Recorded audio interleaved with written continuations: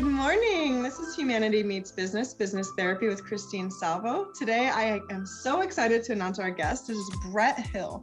Brett Hill is a somatic mindfulness and communications coach who created the Language of Mindfulness. It's soon to be a book, training, and TEDx talk, hopefully around 2022. Brett is also a published technologist with 2 Microsoft Press books, having worked as a technical storyteller and international speaker for Microsoft and others. Microsoft named him as a most valuable professional for 9 years, but his real passion has been studying and teaching interpersonal communication, meditation, depth psychology, and mindfulness. He graduated with a degree in interpersonal communication and moved on to study Hakomi, a mindfulness-based somatic psychology with the founder, Ron Kurtz. He also trained as a facilitator in matrix leadership's group dynamics with founder Amina Knowlan, and established the Quest Institute Meditation Center in Dallas. And all of this combined with his speaking and teaching experience has led him to create the Language of Mindfulness so we can have amazing conversations every day. So Brett, that was quite a mouthful. Man, you haven't wasted your time on this planet. You've been accomplishing stuff since I'm guessing you're out of the womb.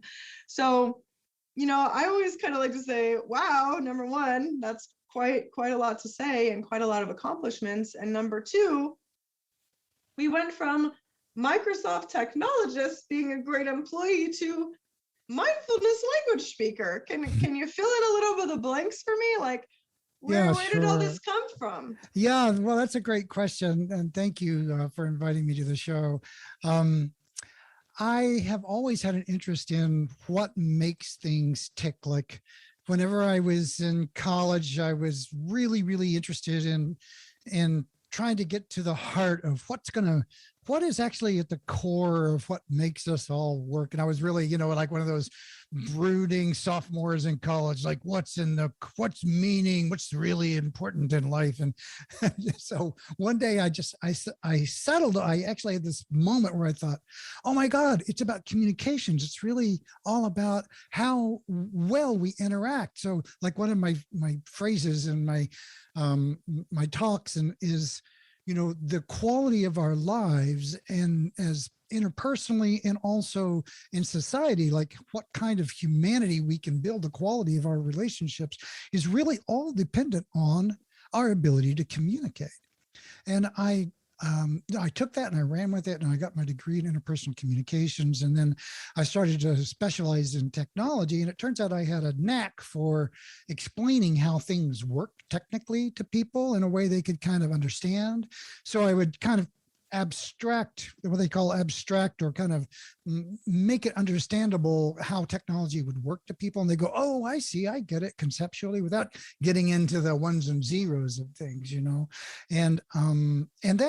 so I kind of developed a reputation as kind of a storyteller in technology. And eventually I got hired by Microsoft to actually do that. I became what they call a technical evangelist, which is a weird title. There is such a thing as you go around and you evangelize the technology. and that was a ton of fun. So I wound up doing a lot of public speaking and a lot of training to audiences all over the world on technical topics. Now, in the meantime, I was still always pursuing mindfulness, what became an interest in mindfulness and interpersonal communications and psychology. I was setting myself down and to learn with some of the best people I could find, and that included the Hakomi training and Amina's matrix leadership training and some others. They were just incredible teachers and resources. And I was bringing all that, to the stage into my communications. And eventually, I decided I really need to pivot away from technology and bring this amazing, some people call it soft skills tech, the soft skills to the world, because there's so much goodness in it. And so that's kind of the flyby approach on the high end story on how I got here.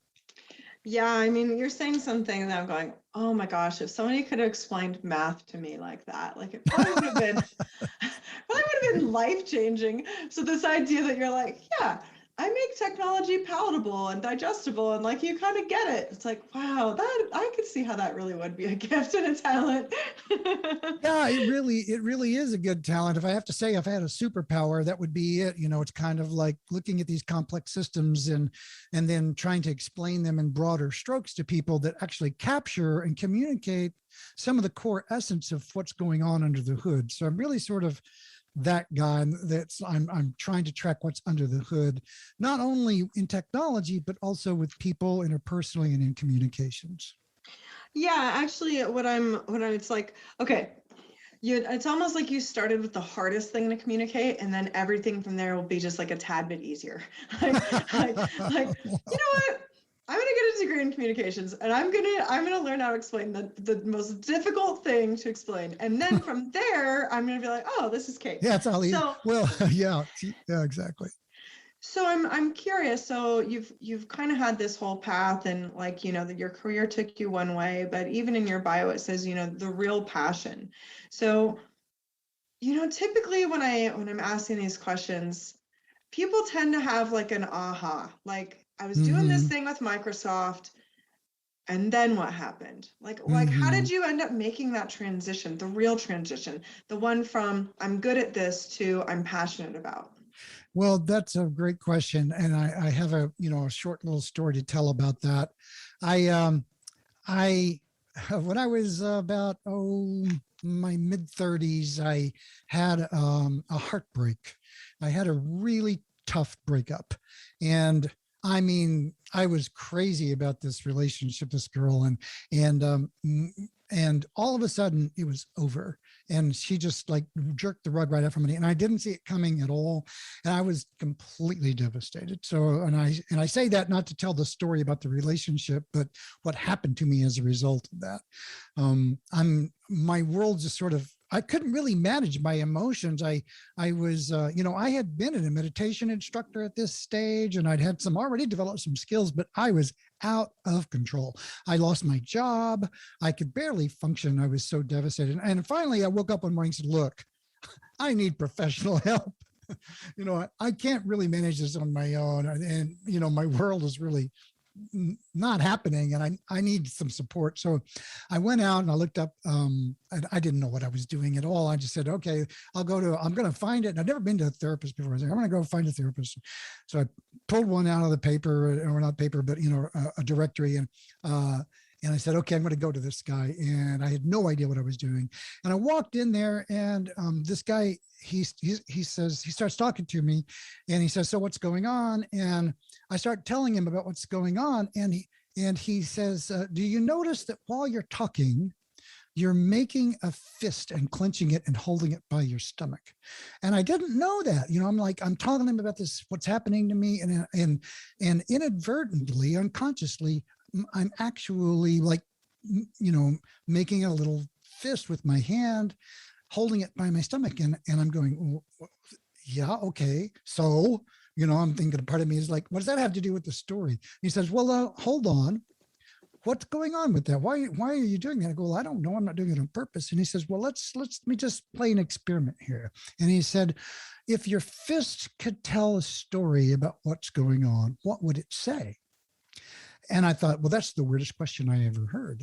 And, but I kind of like said, okay, well, he's the professional and I'm the client here. So I'm just going to kind of go with it. And I began to I had some meditation skills. So I just kind of, you might say, looked inside. I just checked inside and said, okay, fist, what's up here?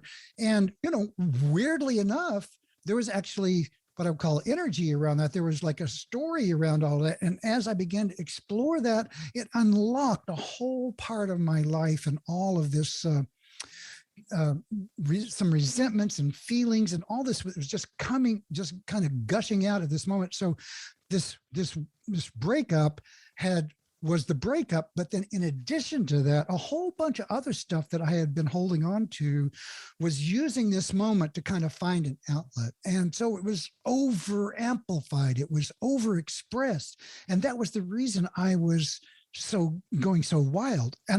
And at the end of that session, I had a huge breakthrough, and I thought, I don't know what it is that this guy did, but I have to know everything there is to know about that, because you remember I said I like to know what's under the hood, right? So I'm like, oh my God, this is me. I don't know what this is, but I have to know everything. And that opened me up to this world of somatic, mindful psychotherapy and communications, because the technique that he used was one from a thing called Hakomi, which you mentioned in the introduction, which is a somatic mindfulness psychotherapy that's was just getting started back whenever I discovered it.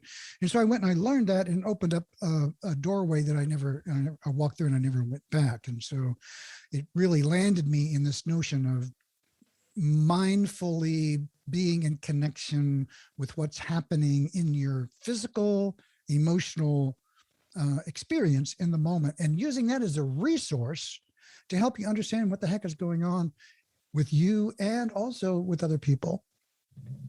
That is a profound story. And I am so glad I asked that question, because I am so glad I got to hear that answer. The power of observation. Yeah, the intentional, conscious, on purpose observation. It's not just, hey, a baseball flies by your face and you notice it. It's like, what happens when I pay attention to the anger that I'm feeling? What happens when I pay attention to the desire that I'm feeling? And just examine it in a very curious, innocent sort of way. It's very powerful. Oh yeah. That's such a cool story. That is such a cool story. And it's funny that you said that, because it's actually pretty common that it's usually some kind of hardship. There's something that stops us in our tracks and says, hey, take an inventory, look around. And what we find often is just a lot of times hidden potential. Mm-hmm. That's right. Like, I'm so mad at this girl for breaking up with me. And then it's like, actually, thank you. Because if I wasn't so mad about this, I probably wouldn't have sought that. I probably wouldn't have known about my fist, which would have led me to this. And we can actually see in hindsight how these often pain points in our lives turn into pivotal parts that are life-changing, that completely change and alter the course of our futures. Yeah, this is what I call the heat of transformation. It's like it takes an external event to come into your life to bring enough of suffering, literally to bring enough suffering to cause you to bring enough energy and desire to change, to make the necessary break from what you just do normally. In the mindfulness world, there's a thing they call the default mode network. Now that sounds very technical. And in this case, we're talking about your neurology, your brain. If you think of your brain as like a computer in a way, and it's just kind of going about doing what it does all the time, all by itself, and you don't have to wake up in the morning and go, gee, I wonder what I'm going to think today. It just starts doing its thing, right? And you start going through what you normally do. And that's what they call the default mode. And usually what happens is that default mode network actually works pretty well, because it's been trained for years and years and years as you grow up to get by in the world. And now built into that, there can be a lot of ways that are not necessarily optimal. There can be bad habits and biases and attitudes that actually bring us suffering, but it's what we know, and so it actually works for us in the long run. And then eventually, when something bad enough happens, or you're hurting bad enough, you begin to inquire with enough ferocity and intensity that you're willing to tweak the default mode network to become something more whole, more integrated. And that takes some work, and it's usually uncomfortable. And that's why it often takes an outside event, but it doesn't have to. You don't have to wait for that. You could actually start to inquire, hey, what's not working for me before the disaster happens? And that's when you really start to take responsibility for your life. Yeah, that's a huge point. The taking responsibility.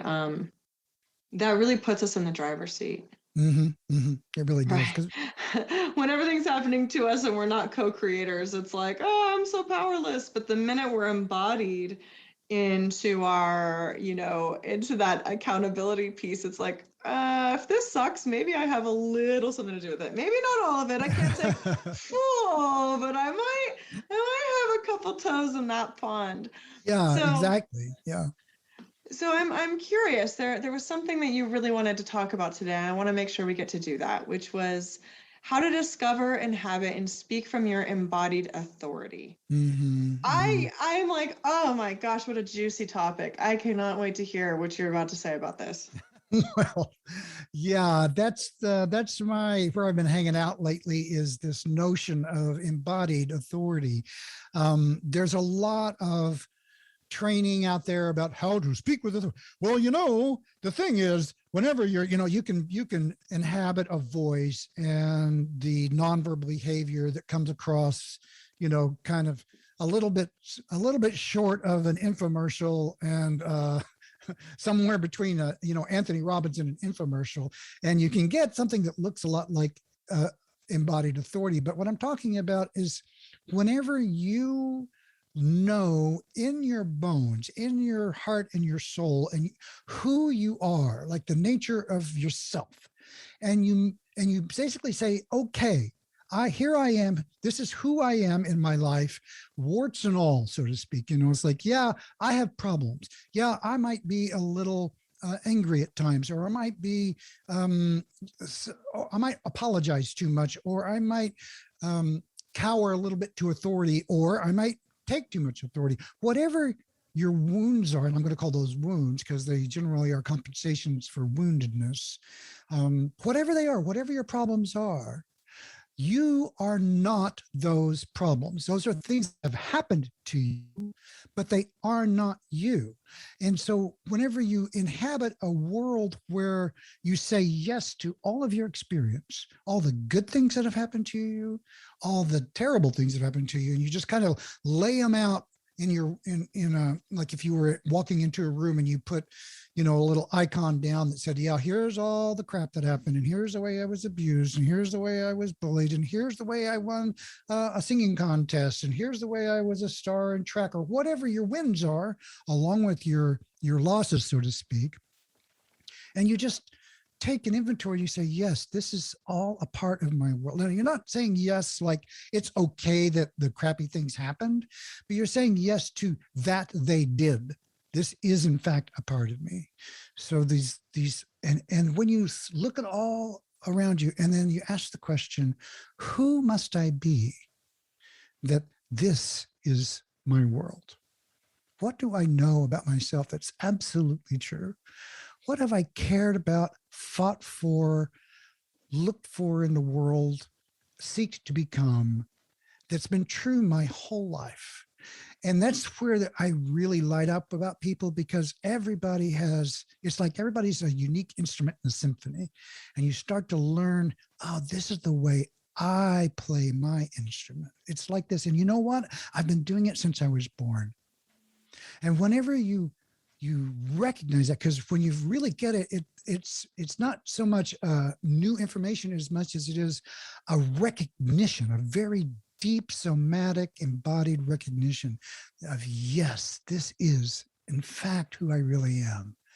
And then when you speak and you act from that place, you're undeniable. No one can ever accuse you of being inauthentic. And the power that you have when you speak from that place is off the hook compared to whenever you're not speaking from that place. Now, it doesn't mean you're going to get your way, but it means that you're being authentic and as grounded in your truth as you possibly humanly can. Wow, that was powerful. That was really powerful. Everybody is a unique instrument in a symphony. That's beautiful. So I'm just kind of, I want to go a little bit deeper here even, which is this idea of, there's typically a lot of fear surrounding why we're not doing this already, right? Somewhere along the way, someone told us it's not okay to be ourselves, whether that was a boss, a teacher, a parent, a friend, the bully on the playground. And I love this idea of getting into that full embodied acceptance. Hey, it takes a lot of experiences to make a person, and the longer we live, the more we have. Yeah. Right? And that's part of the package. I mean, I love when people say they don't have baggage, and I'm like, how boring. What, do you live in a closet your whole life? Where have Yeah. you been? Yeah. Did I'm you skeptical. leave the house? Right. Because that's usually I'm suppressing, or I'm not accepting, or I'm not going to tell you because I'm afraid. So, really doing this work that you're doing, how do you tackle fear of being yourself? I mean, I love everything you said, and I feel like that is the way out. But every once in a while, for our listeners, they might be like, wow, that sounds great. And, like, Yeah. So can you add to that a little bit? Absolutely. So exploring that is the work, right? So when people want to come to me and or whatever, however they engage, like wanting to be more whole, that's going to be the work for them. That's going to be their edge. It's sort of like, as I want to step into my more whole experience of myself and the world, what comes up for me is all of this resistance or fear or shame or anxiety or whatever it is. And that's not wrong. There's nothing wrong with that. That just becomes one of the things in your world. Like I said, saying yes to your whole world, right? Well, a truth for you is that you have some a part of you is resisting being a little bit more integrated and more authoritative and powerful. And so what's that about? And we're not trying to banish it. We're just trying to explore it. And the other thing is to acknowledge that that part is actually working in service of you in some way. It's actually trying to help you. It's not there. It didn't get there by itself. In other words, no 1-year-old or 2-year-old is born with this notion of I'm not good enough, And so where did that come from? Right?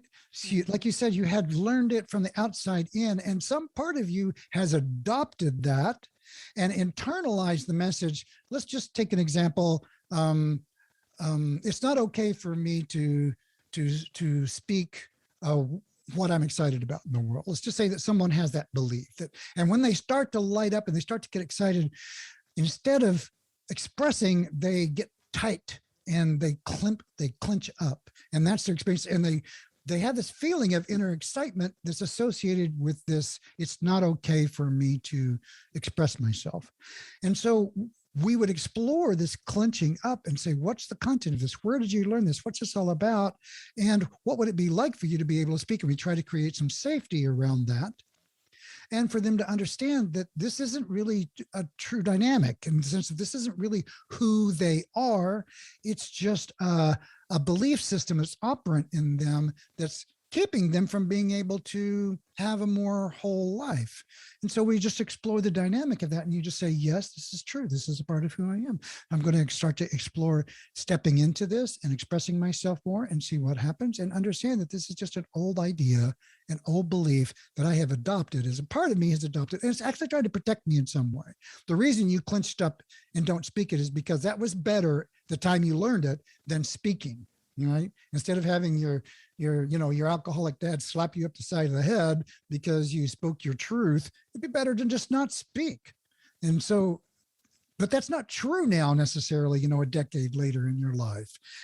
But yet your body still knows that. That's why this is somatic work. It's like learned in a bodily way and unlearned in a bodily way.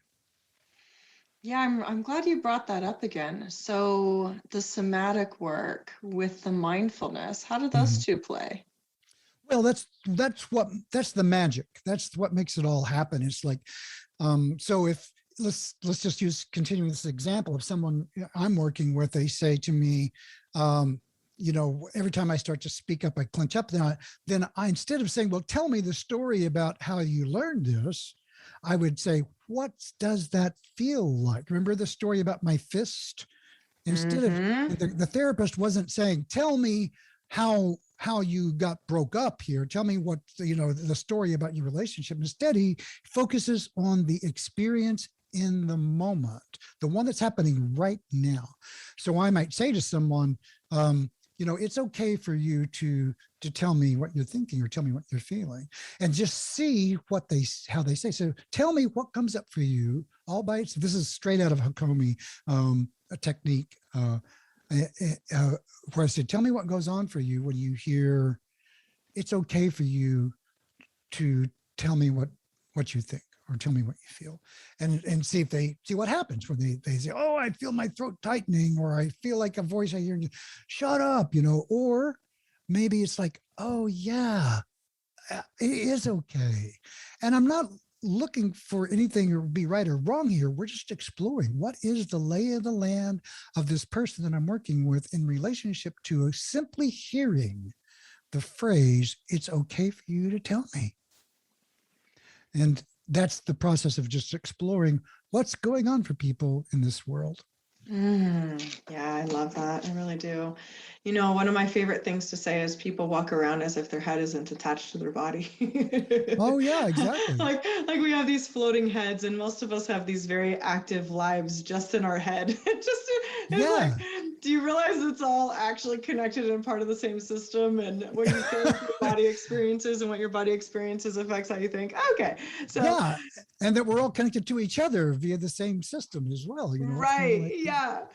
But I mean, bringing this attention to, and for our listeners right now, one of my challenges for you after listening to everything Brett is saying is stop what you're doing if possible. I mean, obviously, if you're driving, don't. And just do a body scan. Where are your shoulders? Are they touching your ears? Are your breaths deep? Are they medium? Are they shallow? Are your fists clenched? Where's your jaw at? How are your hips?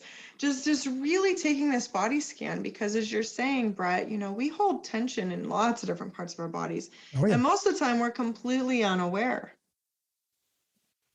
Yeah, that's right. That's what this default mode network is all about. It's about helping you kind of get through life without having to pay attention to things. And the act of a mindfulness practice, and one of the ways you can facilitate your success in undoing that is to develop a mindfulness practice, a mindfulness meditation practice, which is very much the practice of simply becoming aware of what's going on in your body right now. So just exactly what you said, stop, and then on purpose, in the moment, pay attention to your senses. What am I seeing? And you can add to that a little bit, like, okay, I'm going to pay attention to my senses. Look at that beautiful sky. Wow. Isn't that great? I mean, how often do we actually really look at the sky or the wave of emotion of a tree or a flower?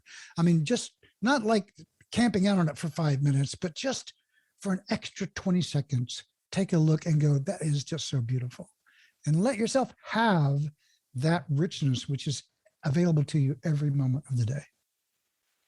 Oh, I love that. Great challenge. Just really practicing being where you are and nowhere else. That's it. That's really the work. That's sometimes a little difficult for our busy adult lives, but I think it's worth it. I think it's worth its weight in gold, just taking a few of those minutes. So Brett, this has been a really awesome episode, and I learned a lot, and there's a lot of things that I'm going to take home and ask myself and kind of sit with after this is over. But for our listeners, if they want to know more, if they want to know how to contact you or how to get a hold of you, where would you direct them? I have a website and a podcast as well at languageofmindfulness.com. So that's it. You could just type it into Google, Language of Mindfulness, and you'll find it. And on that website, there is a template for how to start a mindfulness meditation practice. And it's languageofmindfulness.com/now. And it's free, and it has an FAQ, and it's just a very short little meditation to help you get started with how to be more present in your life. And it's going to have a bazillion beneficial impacts. There's a lot of science behind it. It's not just a good idea these days. It's actually a necessary skill to get by in these strange times that we're in. And you said there's also a podcast? Yeah, I have a podcast called The Language of Mindfulness. So you can find it on Apple or iTunes or Spotify. You just look up The Language of Mindfulness and you can find the podcast. And I talk in more detail about a lot of the things I'm talking about. And I have interviews with people in the mindfulness field. Awesome. That's excellent. Well, thank you so much for sharing so much of your experience and your wisdom and really asking these beautifully like deep contemplative questions that can kind of help us just get back to that center, like underneath all the layers that we kind of put on, through life, what life's handed us and what we think we need to be, and really kind of stripping it all down to that natural essence of what we really are. Well, thank you for inviting me. I really appreciate it. Wonderful. This has been Humanity Meets Business with Christine Salvo, licensed marriage and family therapist, advanced certified mediator, and certified hypnotherapist. Thank you so much for listening and have a wonderful day.